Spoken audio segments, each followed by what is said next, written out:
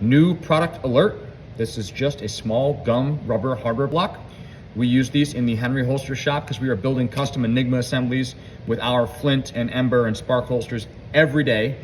And that means we need to find some reliable way to keep the smooth backed serrated screw posts that attach Enigma belt ends to faceplates from spinning when we're assembling them. We've tried a bunch of different things. This has been the best by far.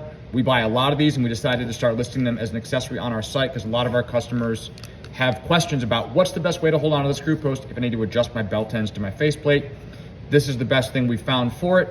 So these are on the site as an accessory. It's just a couple of bucks to add along with your Enigma. If you make any adjustments or you like to tweak or tinker with your Enigma at all, this is a phenomenal investment. They last a long time. This one's already made a ton of Enigma assemblies and it's in great shape.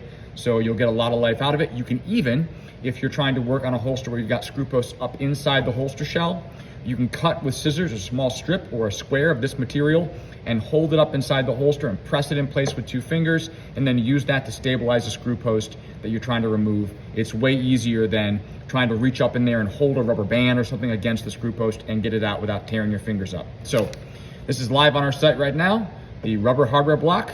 Grab one.